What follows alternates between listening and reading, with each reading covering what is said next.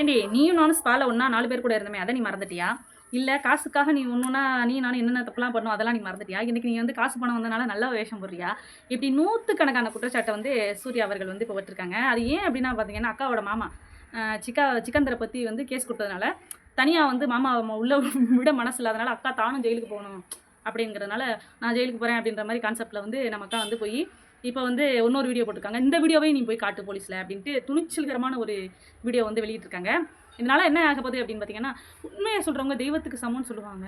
அப்படி ஒரு தெய்வ தாய் தான் நம்ம சூர்யா. ஏன்னா அப்படியே உண்மைய கக்கு கக்குன்னு கக்கியிருப்பாங்க. இப்படி யாராவது கக்க முடியா? சொல்லுங்க பார்ப்போம். எல்லாரும் மறைப்பாங்க செஞ்ச தப்ப. நம்ம சூர்யா வந்து அப்படியே வந்து ஓப்பனா வந்து எல்லாத்தையுமே சொல்லிட்டாங்க. நீ நானும் அங்கே போனோம், இங்கே போனோம், காசுக்காக அப்படி தெரிஞ்சேன், இப்படி தெரிஞ்சான். அப்படி இப்படின்னு எல்லாத்தையும் சொல்லி உண்மைய சொல்லிவிட்டாங்க. சரிங்களா? இப்ப என்னாச்சு? நம்ம அக்கா வந்து தெய்வத்துக்கு சமம். அது இன்னும் அதிலயே ஒரு கமெண்ட் வந்துச்சு.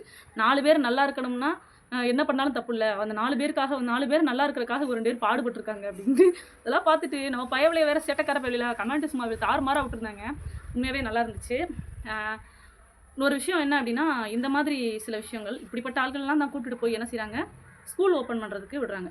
அதுதான் வந்து உண்மையாவே ஒரு வயித்தெரிச்சலான ஒரு விஷயம். அ ஏன் அப்படின்னா, பிள்ளைங்களுக்கு வந்து இதுதான் உண்மையான கேரக்டர் போல. இப்படி தான் இருந்தா வந்து நம்ம வந்து செலிபிரிட்டி போல அப்படின்னு சின்ன குழந்தைங்க மனசுல ஒரு தவறான தாட் உருவாகுறதுக்கான வாய்ப்புகள் நிறையவே இருக்கு. முடிஞ்ச வரைக்கும் இந்த மாரி செலிபிரிட்டீஸ்லாம் பள்ளிகள் வந்து கொஞ்சம் உள்ள வந்து விடாம இருக்கிறதே நல்லது. சரிங்களா? கூட மட்டும் நீங்க வந்து தேச தியாகிகள் மாரி கொண்டு போய் இவங்களெல்லாம் உள்ள விட்றீங்க. எதுக்கு விட்றீங்கன்னு எனக்கே புரியல. ரீல்ஸ் எடுக்கிறவங்க அப்படிலாம் வந்து அவங்கலாம் வந்து செலிபிரிட்டி கிடையாது. சரிங்களா? அது அவங்கள வந்து நீங்க பெரிய நான் வந்து பிக் பாஸ் பார்க்கும்போது நம்ம முத்துக்குமரன் அவர்களையும் வந்து முத்துக்குமரனையும் வந்து நான் நினைப்பேன், ஏய் என்னையா கேரக்டர் அப்படின்னு சொல்லிட்டு நானே ஒரு ஹர்ட் பண்ணுற மாதிரி ஒரு கேரக்டர். ஏன்னா அப்படி தான் இருந்திருப்பாங்க உள்ள. சௌந்தர்யா தான் பெஸ்ட்டு பிக் பாஸ் கொடுக்கறதுக்கான தகுதி வந்து இப்போ சவுந்துக்கு மட்டும்தான் இருக்குது அப்படின்னு. ஆனால் இப்போ என்ன கேட்டால் என்ன சொல்லுவேன் அப்படின்னா, இப்போ ரீசெண்டாக நான் வந்து முத்துவை பார்த்தேன். ஃபோட்டோஸ் எல்லாமே எடுத்தேன், பையனை தூக்கி வச்சுருந்தாங்க, எல்லாமே பண்ணாங்க. என்ன ஒரு விஷயம் தோணுச்சு அப்படின்னா, டைட்டில் வாங்குறதுக்கு இந்த பையன் தான் தகுதியானாள். ஏன் அப்படின்னா, அந்த சூட்ஸ் ஒரு பசங்களுக்கு வந்து என்ன பேசலாம் அப்படின்ற அறிவு செம்மையா அவ்வளோ டேலண்ட்டா சின்ன பசங்க நம்ம உட்காந்து எந்திரிச்சு போகாத அளவுக்கு சரிங்களா? அப்போ நம்ம பார்க்கணும் அப்படின்றது இதே சௌந்தர்யா விட்டா கண்டிப்பாக பேசுவாங்களா அப்படின்னா கண்டிப்பாக கிடையாது. பிள்ளைங்களுக்கு நல்லா சொன்னால் க்யூட் கேர்ள் சரிங்களா? அவங்கள வச்சு படம் எடுக்கலாம், ஏதாவது இது பண்ணலாம், அவ்வளோதான் பண்ண முடியும். பட் இவரை வச்சு என்கிட்ட வந்து சிலர் வந்து ஃபோட்டோ ஃபேஸ் நல்லா இருக்காதுன்னு சொல்லுவாங்கல்ல, கிட்டத்தட்ட அந்த மாதிரி தான் நினைக்கிறேன். முத்துக்குமரன் வந்து ஃபோட்டோஸை விட செல்ஃபி நான் என் பையனை நாங்கள் ஃபேமிலி ஃபோட்டோ எடுத்தோம். பட் ஃபோட்டோவில் கூட நல்லா இல்லை, நேரில் பார்த்தா செம்ம க்யூட்டுங்க.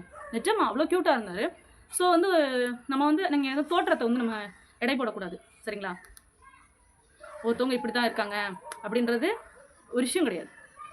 அழகு அப்படின்றது வார்த்தையில் மட்டும்தானே தவிர மனசு அழகாக இருந்தால் போதும். சரி எல்லாம் கேட்டால் இந்த மாதிரி ஆட்கள் எல்லாம் வந்து உள்ளே தள்ளுறது தப்பே இல்லை சரிங்களா? முடிஞ்ச 3 பேர்த்தையும் உள்ள தள்ளுங்க பாவம். ரொம்ப ஃபீல் பண்ணுது அக்கா.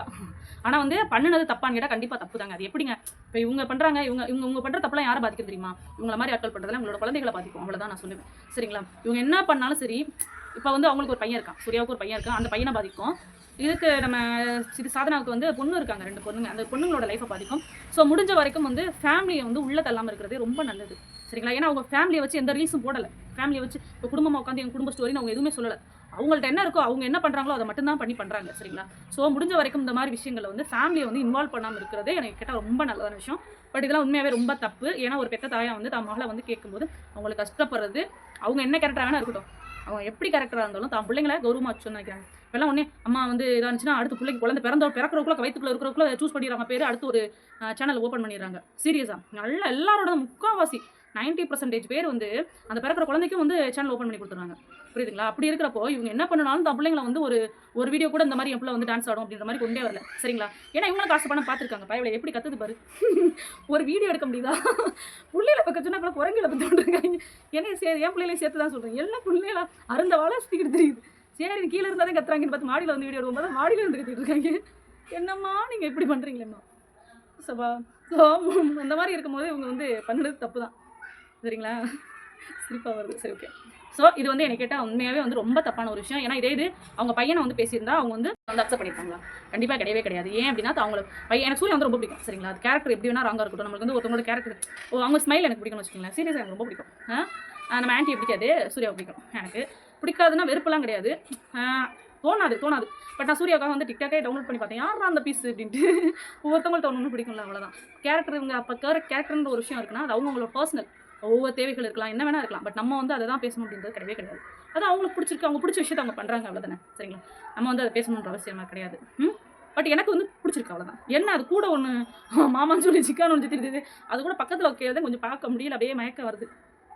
சபா சரி ஓகே. முடிஞ்ச வரைக்கும் யாருமே வந்து தயவு செஞ்சு அவங்கள பேசுறீங்க அப்படின்னா அவங்களோட நிப்பாட்டிங்கன்னா உங்களோட ஃபேமிலி பேசாமல் இருக்கிறது ரொம்ப நல்லது. இது தேவையில்லாத விஷயமா தான் நான் நினைக்கிறேன். சரிங்களா? இதை பற்றி நீங்கள் என்ன நினைக்கிறீங்கன்னு சரி. சிலர் வந்து ஏதாவது கழுவி ஊற்றுனாலும் கழுவி ஊற்றிட்டு போங்க. ஓகேவா? பாய்.